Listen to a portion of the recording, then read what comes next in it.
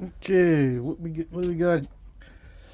What do we got today? We're gonna do another rock to point, if I can. I just find these like this. This is typically of what I. This is typical of what I personally collect from places here in Texas. And of course, as soon as I hit the video button, the dog starts barking. The dog was not barking until just now. All right. So what is this type of chert?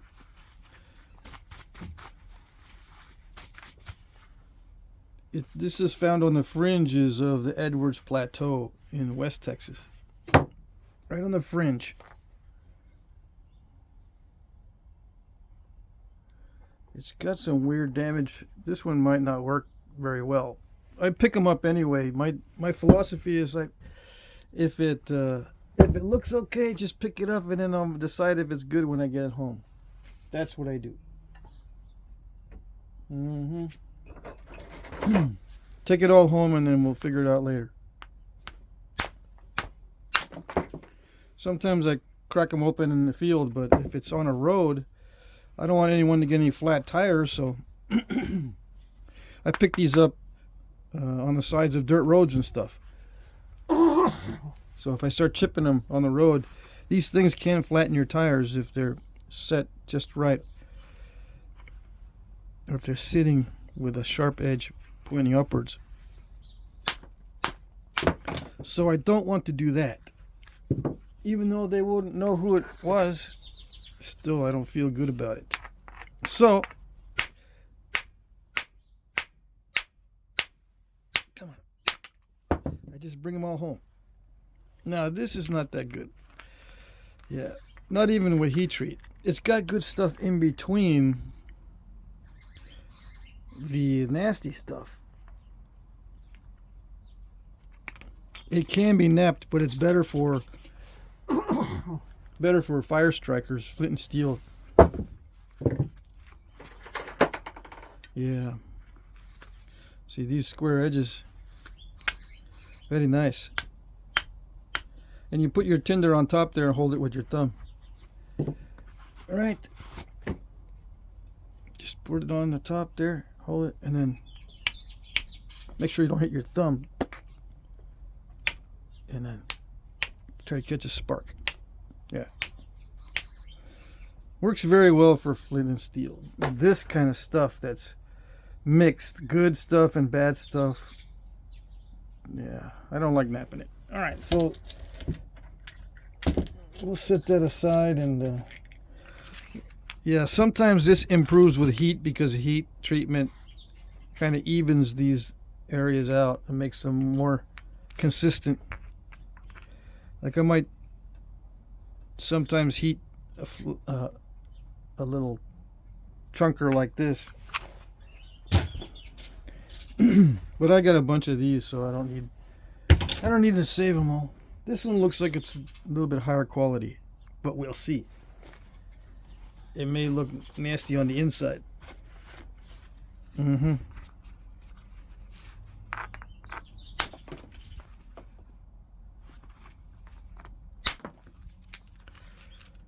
No, it looks good. Yeah. Even that little flake was usable.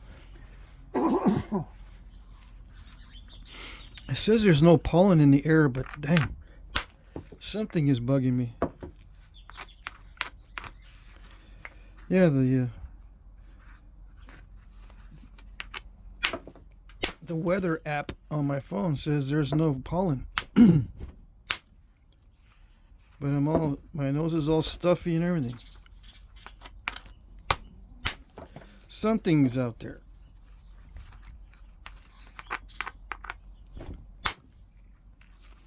Yeah, high quality stuff. Similar to Georgetown.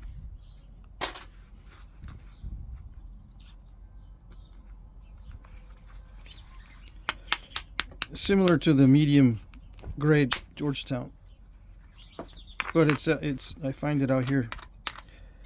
On the fringes, it's fringe flint. Yeah, fringe flint.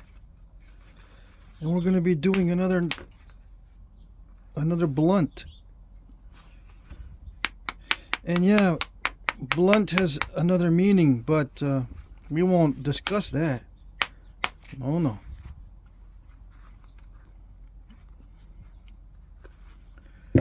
No, boys and girls, we're not going to get an education in other subjects on this channel. Maybe I should call it a nub. Nub napping. But nubs also are... nubs is also a word with different meanings.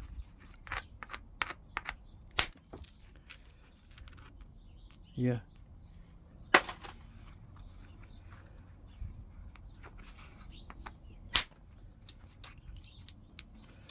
Are these big enough to worry about? Hey, I can just haft it straight like that. Maybe that's a tool. If you find it in a debitage pile, just bang it up a little bit. How often do you find advantageous flakes? Not very often. This is a good scraper. Well, maybe not that edge. Which reminds me, yeah, these blunts, I didn't make this one correctly. Or I didn't make this like most of them were made. Most of them had beveled tips. What's a bevel tip? Okay, I'll show you. I'll show you because I'm pretending you don't know. Everybody already knows, but you know what? I'm going to do it anyway. I'm going to pretend you don't know what the bevel tip is. So I can have an excuse to make this correct. Make it correctly. So you assume it's snapped across the top, right? And it's going to be a refurbished point. I showed it at something that we were successful at hunting, and it broke a barb off and the tip broke, right? Just as in our imagination. And someone says, you know what? I need a scraper to get bark off of this, blah, blah, blah. Yeah. Or I needed to process some tobacco. Can you make me a blunt scraper thing so I can scrape some resin off this funny tobacco? Yeah. Scrape the resin off the funny tobacco? Well, no, I add the resin to the tobacco and it makes the tobacco funny. Ah, I get it. I need a blunt for that. I need a blunt to make some blunts. Alright, so here we go.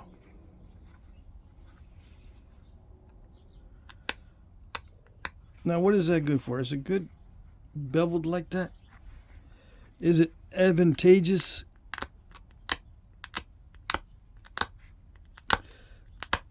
Do you want teeth on it?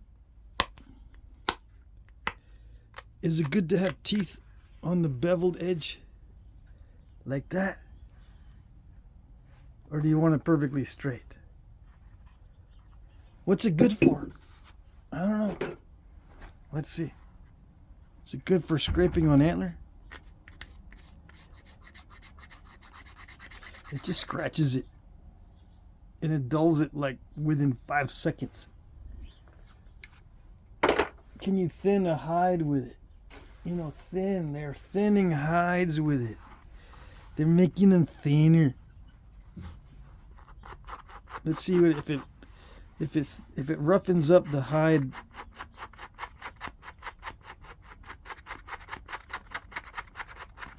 Maybe they need it roughened up so they can. It'll absorb the tanning, absorb the oils and fat. Let's see. Is that what they're doing? See, it's smooth. Let's see if we can rough it up so it'll absorb the oils and fat and the tannins or whatever they want to use. Do you rough up before bark tanning? I know you rough up before oil tanning.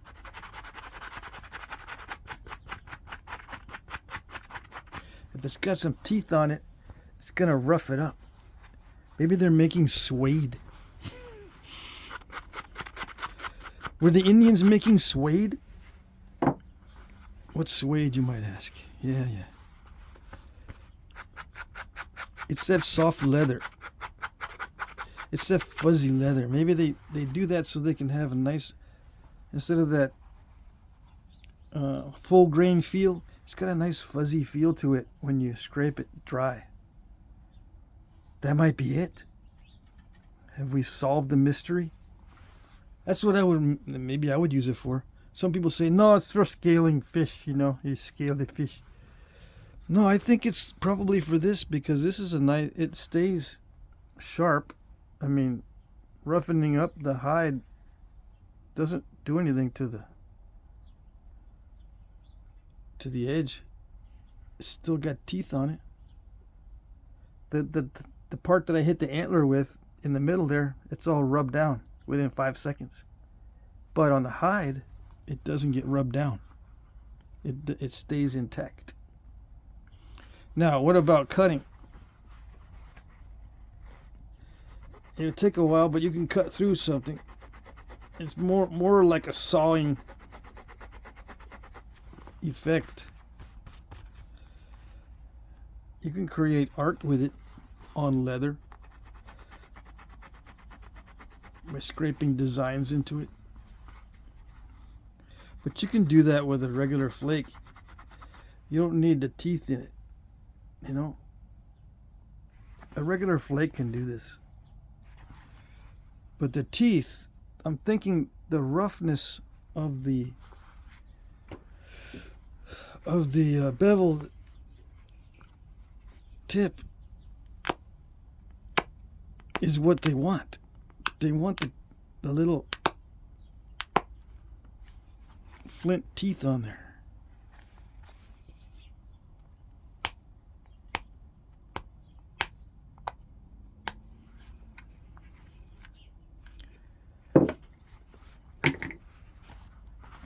To roughen up the hide.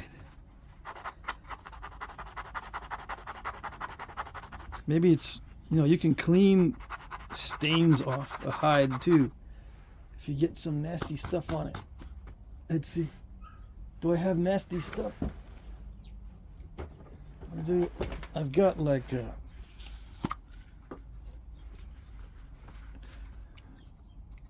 I've got pine sap and stuff. And I can drip some pine sap on the leather, and that stuff, you can't get that stuff off. Let's see if it's dry. This dries pretty fast. So if you drip some pine sap, or you climb a tree and get the goo on it on your leather leggings, how do you get it off? How do you clean the leather? I don't know, maybe scrape it with a scraper?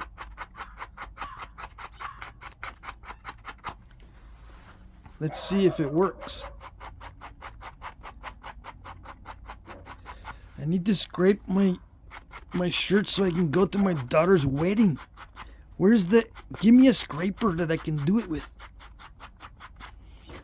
Not a flake, but something fancy. You never know. It's better luck to do it with something fancy. So I was thinking about this, I'm thinking about what can it be used for? I think this is it. To me, this makes the most sense, other than what I was talking about yesterday. What was I saying about blunts yesterday? Shooting them so you can get food. But number two, and maybe the alternate explanation would be better. Yeah, I think I'm going to change my mind. It cleans off stains and smoothens out and makes nice soft hides. Yeah. See that? That was leather dye. It took it right off. I bet you it would take off other stains too. It's a leather dressing tool. Of course, it's already tanned, right? Well, how do you clean off stains and stuff from leather once it's already tanned. Dry scrape it with something like this. Yeah. And it's kind of cool because if you still got a barb on it, you can get yourself a new tattoo. All right. We won't get into that. Let's see. What are we gonna do? We're gonna do another blunt just because we like them a lot. Yeah.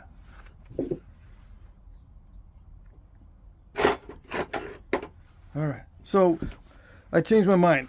Those things, you know, I got an email too, so that helps, with a bunch of blunts on them, and I'm going, dang, these blunts are all like beveled.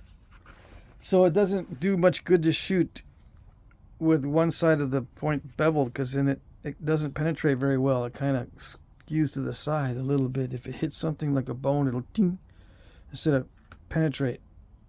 So the better idea would be to dress up hides with it. Yeah. And I suppose you can get them thinner. You know, when you're working with hides, they're not consistently thin, they're not consistently thick, however you want to look at it. So you have to make them consistent by scraping. Usually when they're dry, when they're dry but raw, you scrape the hides so that the thickness is consistent, and then you add your oils and fats and tannins or whatever. But I'm thinking, once you got your beautiful hide tanned, smoked, or whatever afterwards, and you get someone spills their coffee on you, well, coffee probably stain it pretty good. Someone you're watching the Flintknapping demonstration, and someone drips some blood on you. Dang it, my brand new leggings. You can scrape it off. Wait till it dries and scrape it off. Yeah. So I think it's a hide dressing tool. I changed my mind. I've been schooled on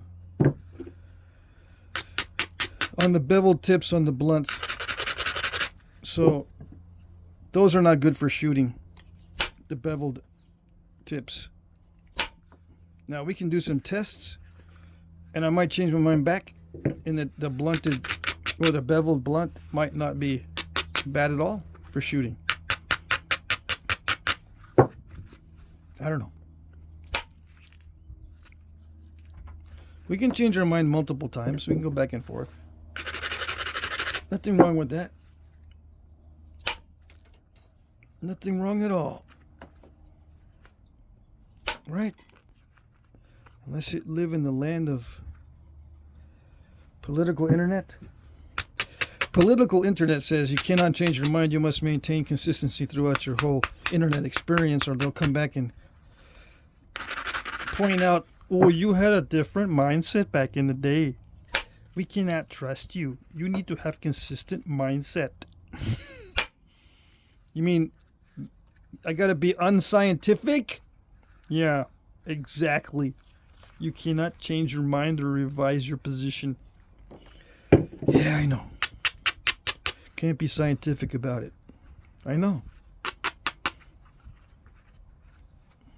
That's what the internet is infested with. People who don't think scientifically. Infested. Why do I use a term that's usually reserved for diseases and insects? I don't know.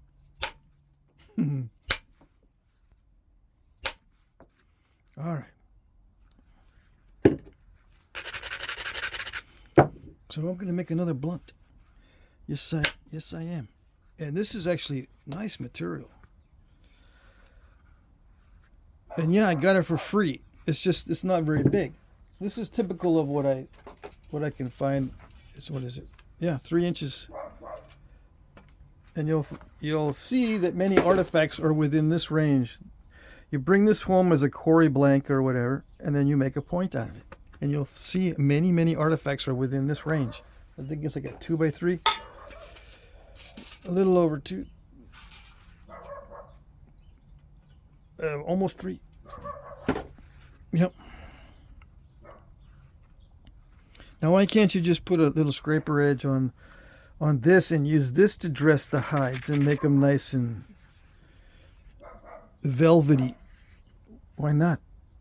Well, they did both. They did this and they did this. Both. But this you can carry around in your pocket. It's a lot smaller. You can even make it into a pendant. Yeah. Hang it with all your other pendants. Yeah. You have your toolkit pendantized around your neck. Yeah. One little stone tool for everything. One stone tool for cleaning out your fingernails. One for scraping off stains from your leather hides that you're wearing. One little drill for drilling holes for whatever purpose. An awl for puncturing leather for repairs, for sewing. Do I think the men repaired their own clothing? I think so, yeah. I don't see why not. If they're having lots of children, they're not going to say, here, wife. They dump their clothes onto the wife and say, here, repair them. Because they got to take care of the children. Right? We would hope the men would mend their own stuff and get good at it. I would think. So you got your toolkit around your neck. Yeah. And if you're a napper, you'll be expert in making all the tools. The drills, the awls, the blunts. Everything. We can use our imagination and think of this stuff, right? Our little thought experiment machine in our heads. I know some of you, once you get going with the thought experiment machine, there's no brakes on it. These ideas just fly in. What about this? What about that? What about this? What about that? Can you make one of these into an ulu knife? An ulu. No, I don't like making ulu knives. Why? I don't know. Not all cultures had them, right? It's pretty specific to one culture or a certain group of cultures. Anyway, that's one of the requests I've had that I have not done yet, is make a ulu knife out of flint or chert. It's on my to-do list. Right, that's how you say it? Ulu knife.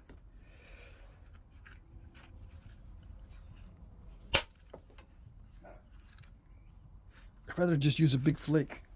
Is that getting annoying for people? That's annoying me. You know, seeing the legs back behind when I'm napping. Yeah, this piece of stone is too easy. It's too easy for us. On this channel, we're not supposed to be napping good material. Not raw anyway. This is high quality raw. We're supposed to be napping fancy heat treats like that. I'll be napping this later today, but I'm not looking forward to that one. I love this material, but I don't look forward to napping it. I like looking at it after it's done. Then I can go, ooh, look at that. That's the part I like. I like it when it's done. The journey, not so much. All right, we're switching modes here. It's already the preform.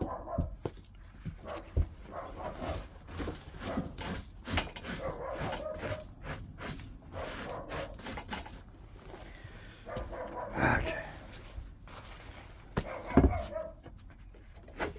All right.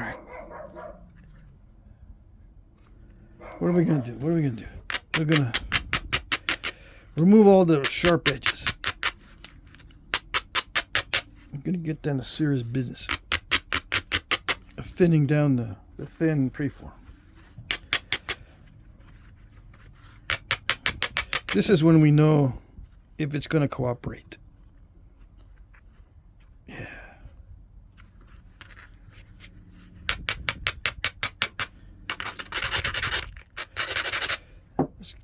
I gotta remove the glove just so I can get the feel for it. If I have to hit too hard, then I'll put the glove back on.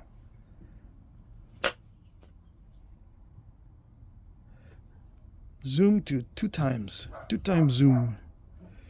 There was a crack on one of these sides that I think I got through it, right? So we don't have any more cracks to worry about.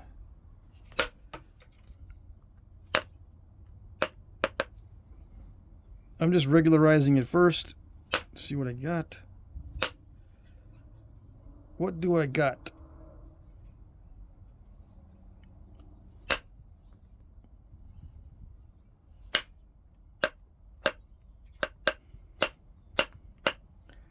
I'm going to break the tip off, hopefully in a way that will show you a clean break. And a clean break can be used as a scraper as well.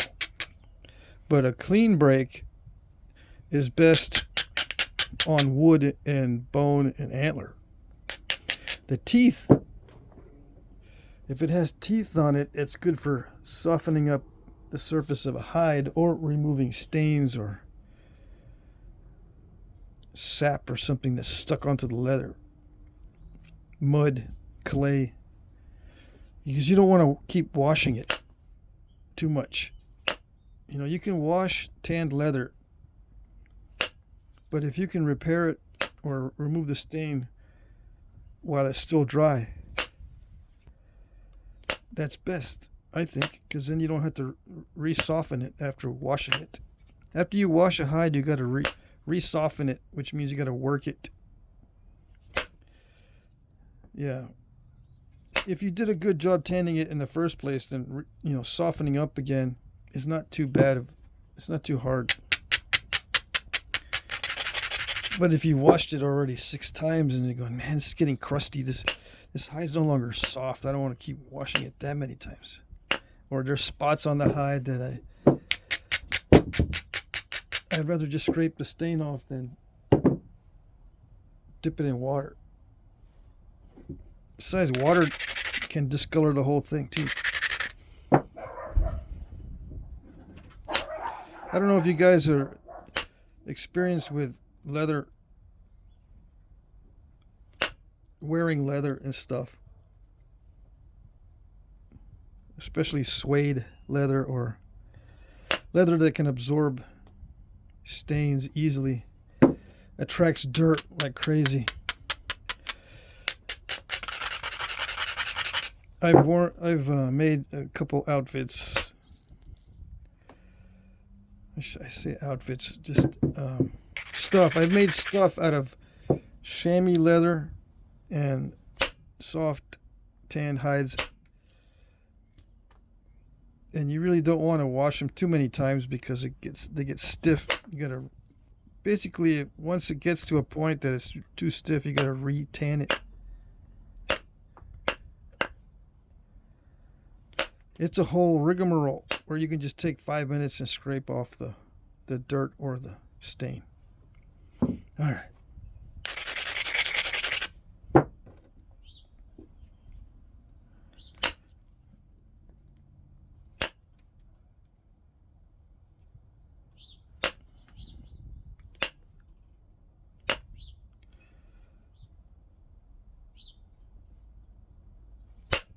It's nice to work with high quality raw material once in a while. Heat treat's still my favorite. Ooh, there is still a crack in it? Or did I install that? Did I install that crack? I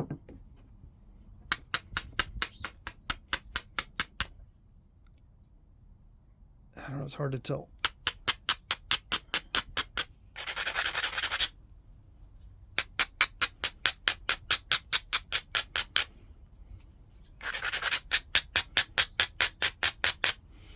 Why don't I show you how to thin the edge down like the artifact edges or the faces of the artifacts? Why don't I show you how to copy the artifact flaking? Well, for one, it's highly risky. That's some aggressive thinning there on the artifacts that I've got. Aggressive thinning like that. That will lead to lots of failure. But if you have a lot of material, it doesn't matter. The thing is, I don't have a whole lot of material. And well, there are some guys that have a whole lot of material, yes, but I don't want to waste it, what I got.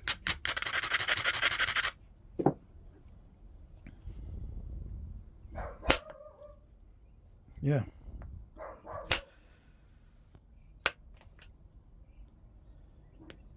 So, I'm not going to show you. In most cases. I try my best to get it as thin as possible within my skill, right? But a lot of these artifacts are made with such aggressive flaking that if I were to do it, my failure rate would start going up and up and up. I'd like my failure rate to be less than 1 in 3. If I can fail 1 in 4 attempts, that's good. I don't want to fail I don't want to fail 3 out of 4. I want to be successful 3 out of 4. If I were to thin down those edges like they have on the artifacts, my success rate would start to go down a lot. I can try to do it a little bit here on this one. How do they do it with antler? 2 words: with practice. See, that's highly aggressive, very dicey flaking. I can thin it down pretty thin by being aggressive on this kind of stone that's high grade.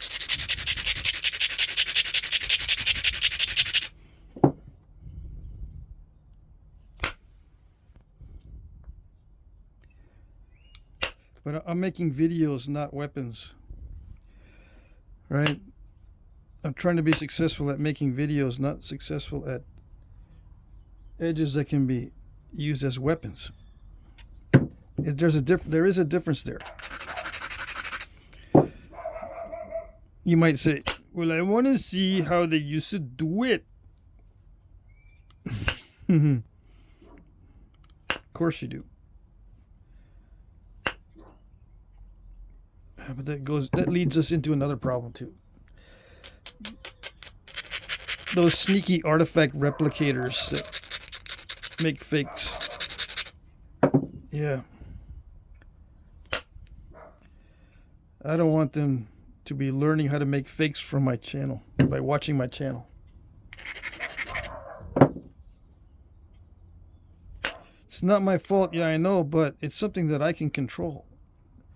I don't have to make videos that counterfeiters can learn from. I don't have to make those kinds of videos.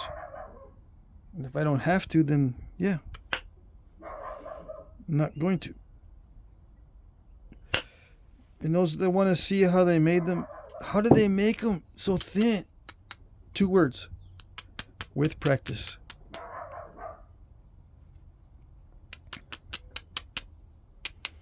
It took me a lot of practice to be able to see the difference in the edges, to be able to get them thin. It's just a lot of practice.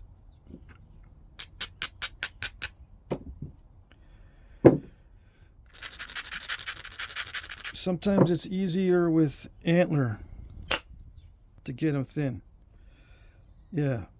With steel, I got to grind the edges and I got to worry about crushing.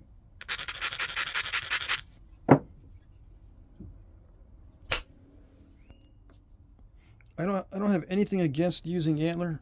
I got a beef with the mindset that antler is superior or somehow more moral.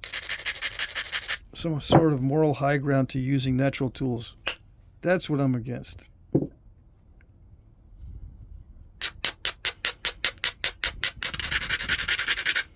There is no moral high ground on the tools. It's all good.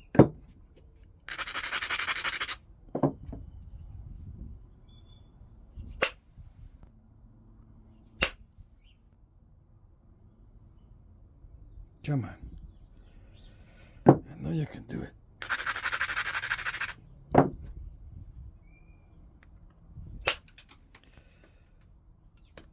Okay. I did it. Voila. I didn't do it. But there was a crack there. Yeah. You can kind of see it. It's still there in there.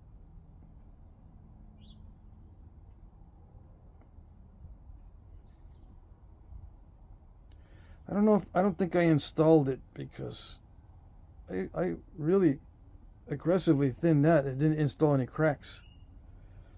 I don't know, maybe I did it earlier. That's one bad thing about surface found stone. You never know. This was on the surface, obviously, on the side of a dirt road.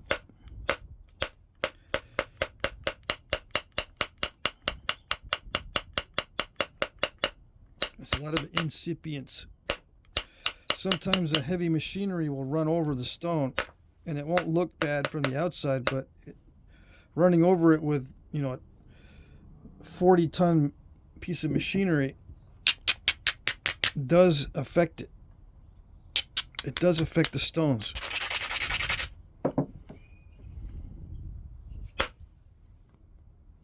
Anyways.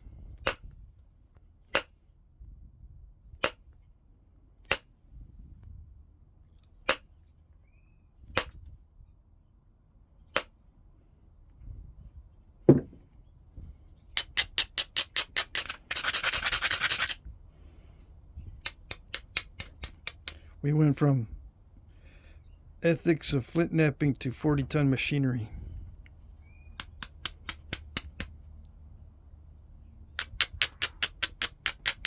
How did we get here? This is the weird side of YouTube. That's how. The weird side. Welcome to the weird side.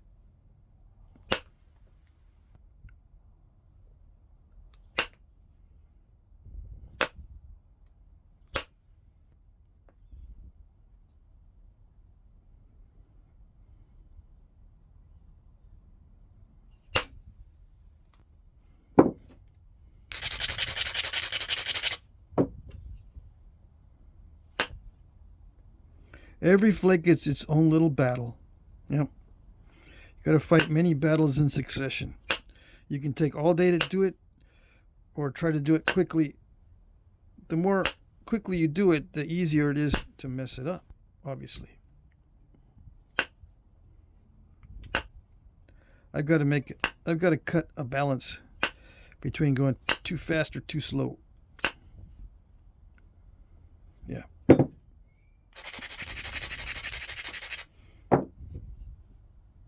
I could stop here and continue on the next video, but I'm going to keep going.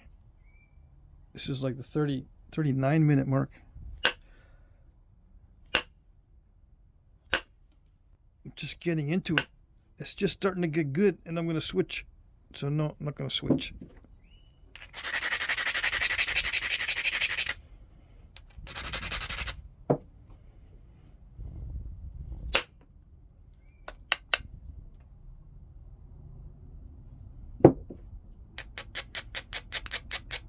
All this just to make a blunt. Yeah, just to make a blunt. You get to see some rock to point stuff.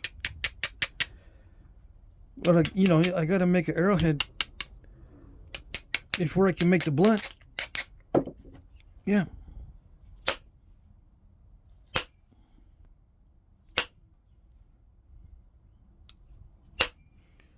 I don't got a stash of stuff I've been using for hunting because I'm not hunting all the time.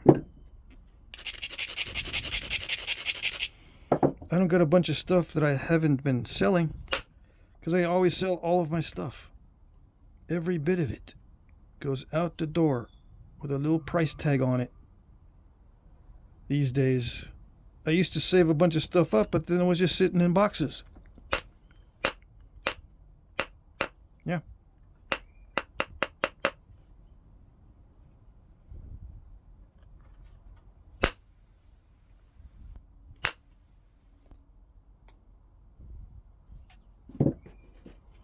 All right.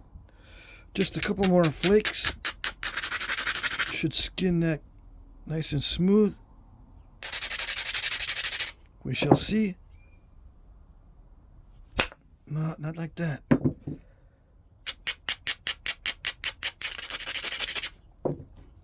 Yeah. Hardly ever works on the perfect edge. Hardly ever works on the imperfect edge too. So it hardly ever works exactly the way I want. But it does often enough that it works out.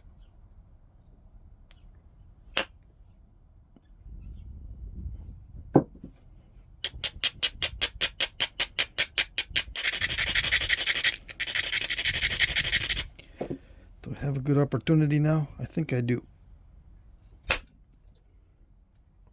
Oh, it's almost there. Almost. Flintknapping is like golf. It's a sport. Yeah. There it is. Skinned off. Is it sufficient? Will it suffice? Yep. I think so. It's good enough to break the tip off on purpose.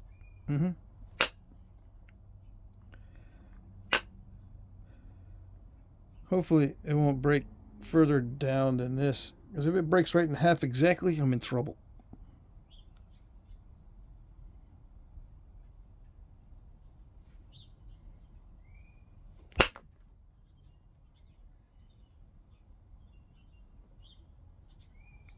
Am I trying to skin the other side now? Yes. I'm being foolish. Let's just quit. Yeah.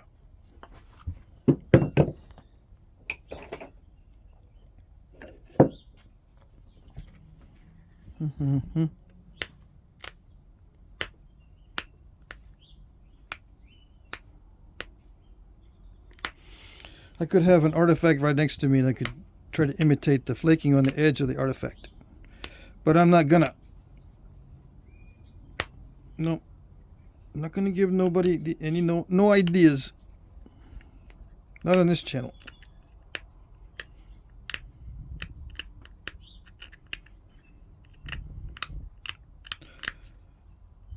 You gotta look elsewhere for that stuff.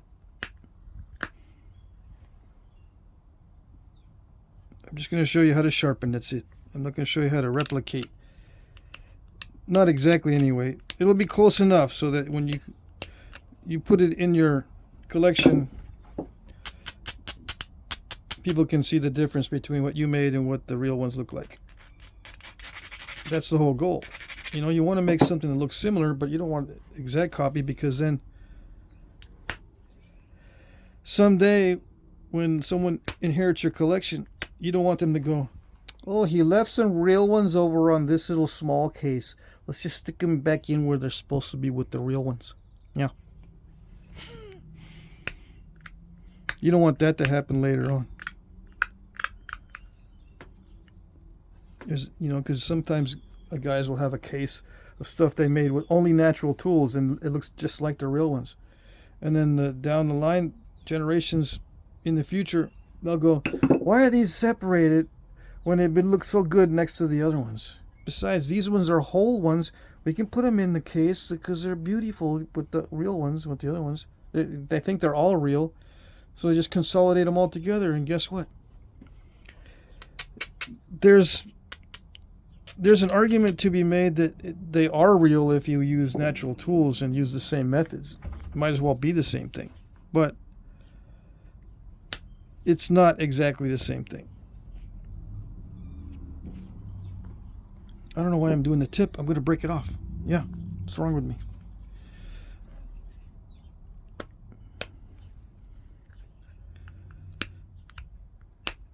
Yeah, and in the future, you know, people might be pointing to my channel. They'll be asking, how did all these fakes come into existence? I can tell the difference now. There's nowhere to hunt anymore. All we have is collections. And there's so many fakes. Where did they learn it? How to make them? Well, there's a channel called Jack Crafty, and he showed them all how to do it. Oh, what a demon. Of course, it won't matter because I won't be around anymore, but still, I think about that.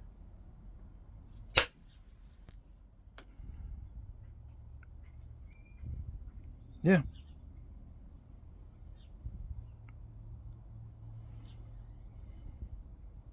All right. Now I can do something for notching on the base after I took that off. It's nice and thin. I can do whatever I want. Should I use the Notch-O-Matic? I will. I'll use it in the future video. This one here, I'm trying to think. Yeah.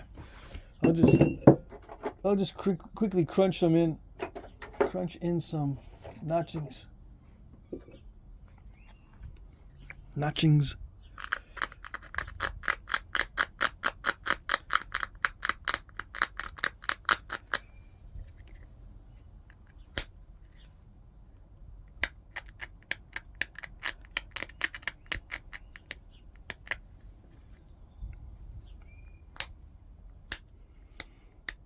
Yeah, it's very nice to work with high grade raw. Very nice. All right.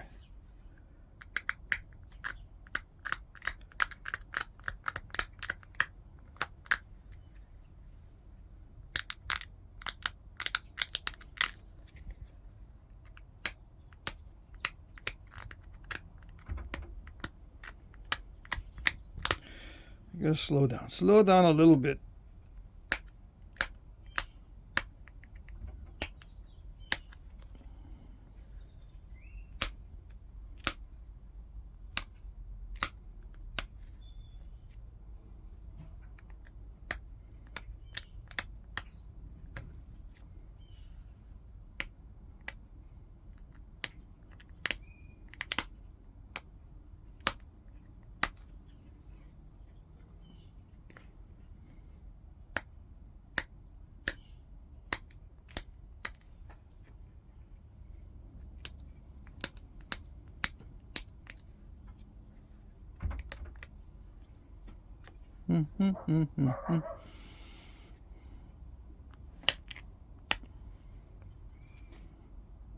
I don't need to be so picky.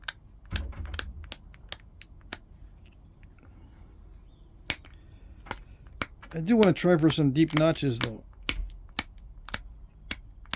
Yeah, it almost feels weird now just crunching them in after I've been using the reverse indirect. It kind of feels weird crunching these in.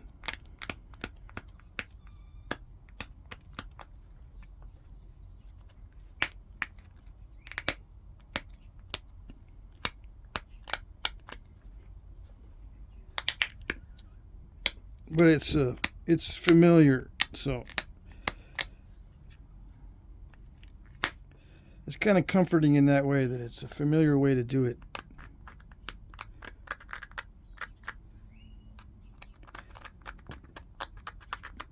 I got to keep up on both methods. See, the hard part is once you get used to a method, you want to stick with that one method. But if you want to demonstrate flint knapping, like what I do on the channel, I've got to be familiar with many methods. Yeah, which would be all right except I like to get in the zone. So I got to rezone my brain for each method. It takes a little bit of time to get readjusted. I can't just switch right back into each one. Although I'm going to have to learn to switch easily between methods, because people are going to ask, well, what is this like compared to the other one? Can you do it together? Side by side. What's the advantage? Side by side. They'll ask, because their thought experiments are going, well, I don't see no advantage one or the other, or I do want to see the advantage, because I can't imagine an advantage. Maybe there is one that I'm not imagining. Can you just do them side by side so I can see the two different mindsets? Like, you know, two different brains doing it? Please? Oh, easy. Piece of cake, man. Really? No, it's not a piece of cake, silly. That's like one of the hardest things to do. You're asking for something that's one of the hardest things to do. Yeah. And then there's crickets. They don't say nothing. Yeah, one of the hardest things to do is to switch from one mindset or one quote-unquote technology to another, because they're called different technologies for a reason. They're significantly different. Yeah.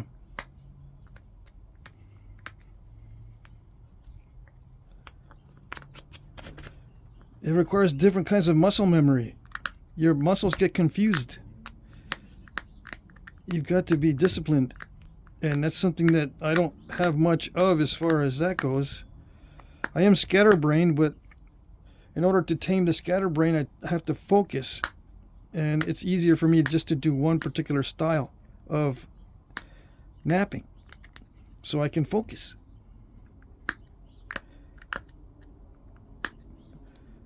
If I start doing all kinds of different things, it opens up Pandora's box, and I get all anxiety.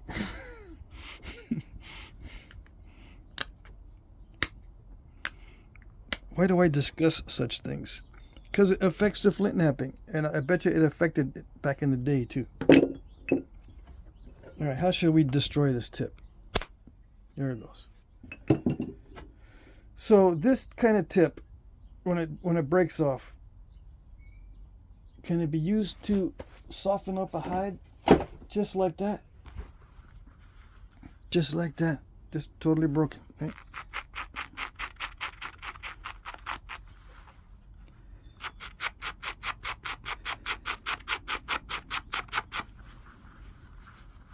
It can, but the corners are, in this particular case, the corners are scraping it weirdly. It's got to be more rounded. But anyway, this edge is better for this kind of stuff. Hear that? It's taking off shavings. You can actually hear the shavings. You hear that? This edge, unmodified, just broken off, is excellent for shaving wood, bone, and antler. See that? And it works on wood too. Where's my wood? Where's the wooden ones?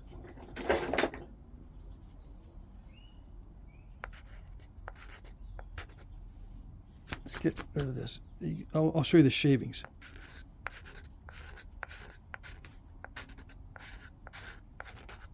You can hear it. You can hear it shaving that wood off.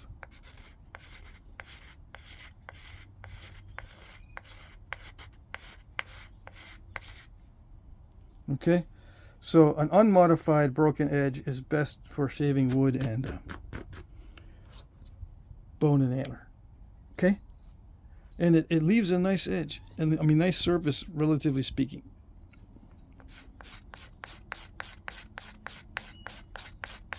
See, this is from the sander, and this is from the stone.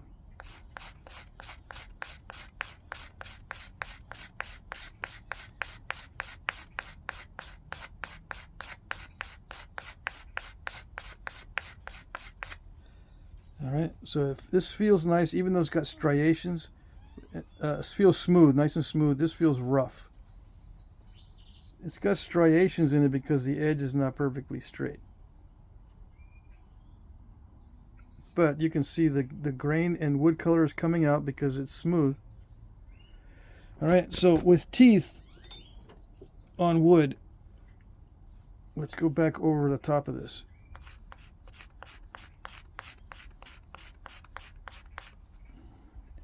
I'm getting some fuzz and it's getting dull. So it's not a scraper for wood or bone or antler when it's got teeth.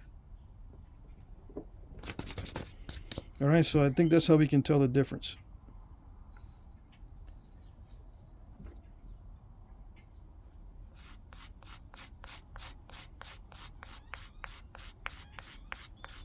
On what it's used for. Other than the use wear, we can look at it through a microscope and look at the use wear.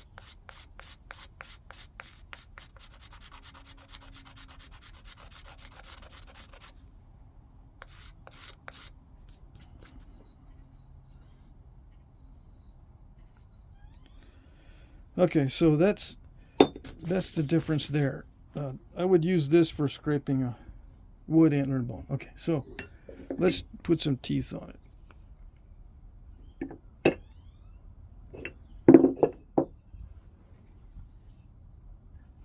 Pretty simple, straightforward procedure. Come on, simple.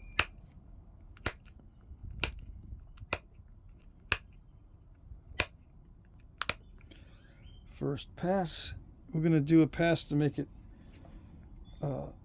straight across and a bit rounded.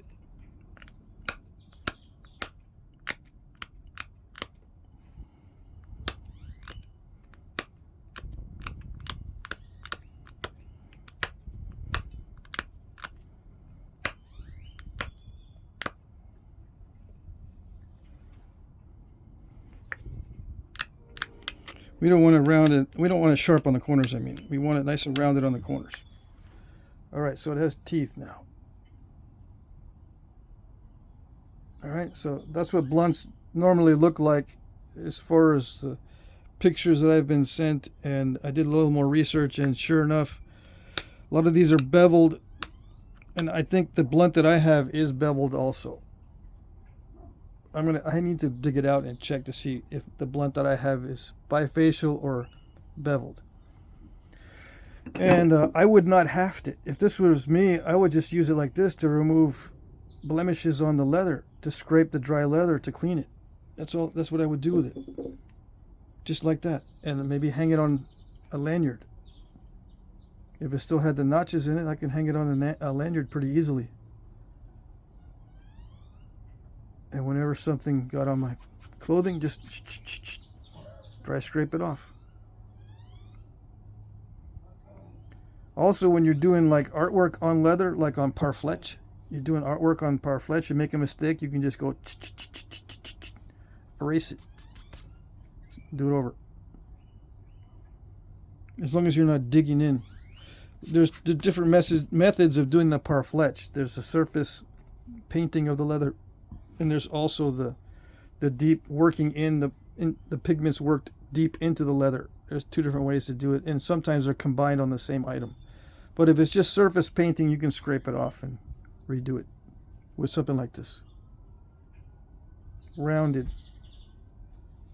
Yeah. All right. Second blunt. Finished. Alrighty. That's it.